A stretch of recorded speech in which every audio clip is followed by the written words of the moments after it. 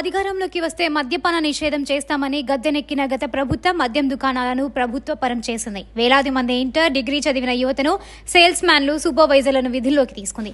అయితే ఇప్పుడు కూటమి ప్రభుత్వం అధికారంలోకి రావడంతో సర్కారీ షాపులను మునుపటి మాదిరి ప్రైవేట్ మద్యం దుకాణాలుగా మార్చేందుకు రగ్గం సిద్ధం చేస్తున్నారు. దీనిపై 6 రాష్ట్రాల్లో మద్యం పాలసీలపై అధ్యయనం చేశారు. తెలంగాణ పాలసీని ఆంధ్రప్రదేశ్లో అమలు చేసేందుకు మొగ్గు చూపుతున్నట్లు సమాచారం.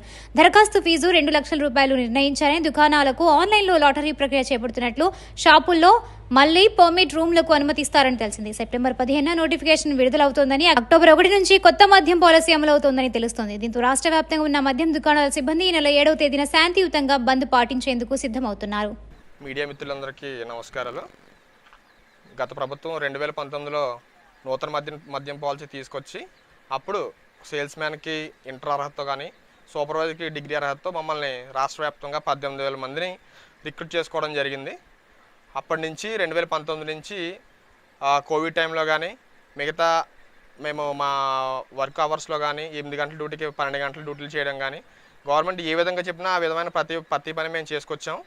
ఈ 18,000 మంది కూడా రాష్ట్ర వ్యాప్తంగా ఉన్న 3,200 షాపులో రిక్రూట్ చేయడం జరిగింది.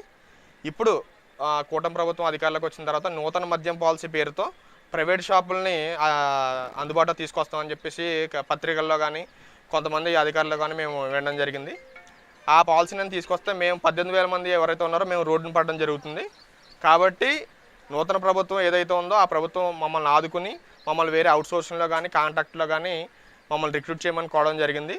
దీనికి సంబంధించి మా రాష్ట్ర యూనియన్ కానీ, జిల్లా యూనియన్ పిలుపు మేరకు ఈ నెల 7వ తారీఖు మేము బంద్ చేపట్టడం జరుగుతుంది.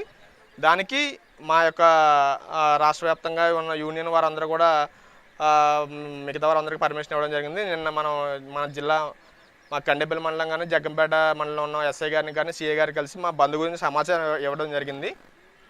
కాబట్టి ఈ ప్రభుత్వం అనేది మేము చేసే ప్రతి పని కూడా ప్రభుత్వానికి వ్యతిరేకత కాదు. మేము ఓన్లీ మా యొక్క నిరసన అనేది ప్రభుత్వానికి కొన్ని తెలియజేసుకుంటున్నాం అంతే. మేము ప్రభుత్వానికి ఎటువంటి వ్యతిరేక కార్యకలాపాలు కానీ, లేదంటే ధర్నాలు, రాస్తారోకలు అలాంటివన్నీ కాదు. మేము చేసే ప్రతి ఒక్కటి కూడా చాలా శాంతియుతంగా మేము జరుగుతున్నాం.